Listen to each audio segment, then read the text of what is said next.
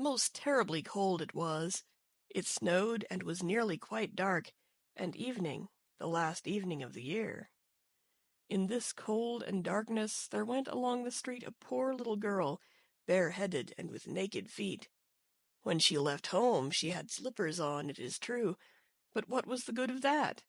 They were very large slippers, which her mother had hitherto worn, so large were they, and the poor little thing lost them as she scuffled away across the street, because of two carriages that rolled by dreadfully fast.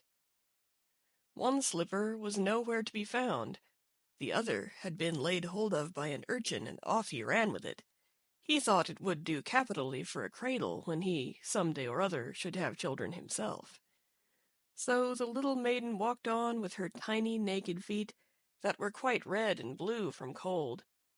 She carried a quantity of matches in an old apron, and she held a bundle of them in her hand. Nobody had bought anything of her the whole livelong day. No one had given her a single farthing. She crept along trembling with cold and hunger, a very picture of sorrow, the poor little thing. The flakes of snow covered her long fair hair, which fell in beautiful curls around her neck, but of that, of course, she never once now thought. From all the windows the candles were gleaming, and it smelt so deliciously of roast goose, for you know it was New Year's Eve. Yes, of that she thought. In a corner formed by two houses, of which one advanced more than the other, she seated herself down and cowered together. Her little feet she had drawn close up to her, but she grew colder and colder, and to go home she did not venture, for she had not sold any matches and could not bring a farthing of money.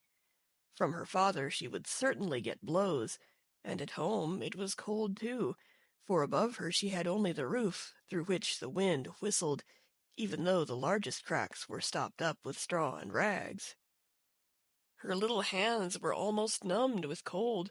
Oh, a match might afford her a world of comfort, if she only dared take a single one out of the bundle, draw it against the wall, and warm her fingers by it.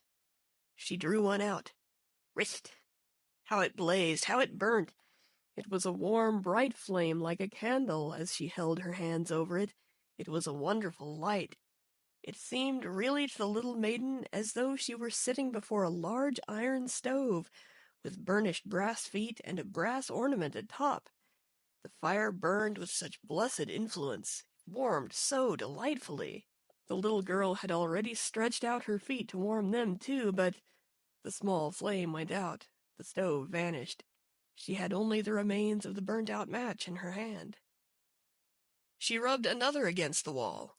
It burned brightly, and where the light fell on the wall, there the wall became transparent like a veil, so that she could see into the room. On the table was spread a snow-white tablecloth. Upon it was a splendid porcelain service, and the roast goose was steaming famously with its stuffing of apple and dried plums.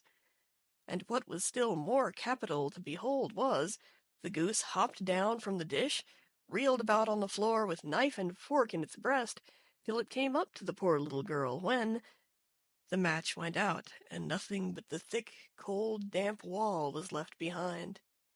She lighted another match. Now there she was sitting under the most magnificent Christmas tree. It was still larger and more decorated than the one which she had seen through the glass door in the rich merchant's house. Thousands of lights were burning on the green branches, and gaily colored pictures, such as she had seen in the shop windows, looked down upon her. The little maiden stretched out her hands toward them when the match went out. The lights of the Christmas tree rose higher and higher. She saw them now as stars in heaven. One fell down and formed a long trail of fire. "Someone is just dead," said the little girl, for her old grandmother, the only person who had loved her and who was now no more, had told her that when a star falls, a soul ascends to God. She drew another match against the wall. It was again light, and in the luster there stood the old grandmother, so bright and radiant, so mild, and with such an expression of love. "Grandmother," cried the little one, "oh, take me with you! You go away when the match burns out. You vanish like the warm stove, like the delicious roast goose, and like the magnificent Christmas tree."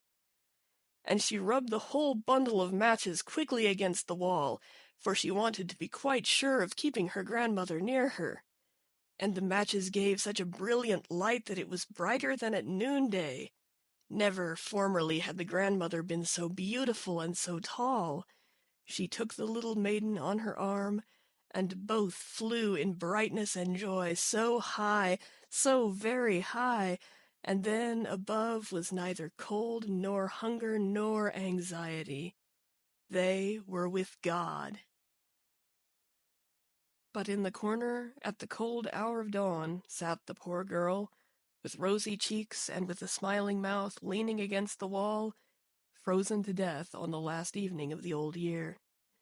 Stiff and stark sat the child there with her matches, of which one bundle had been burnt. She wanted to warm herself, people said. No one had the slightest suspicion of what beautiful things she had seen. No one even dreamed of the splendor in which, with her grandmother, she had entered on the joys of a new year. Subscribe to the channel and give a thumbs up.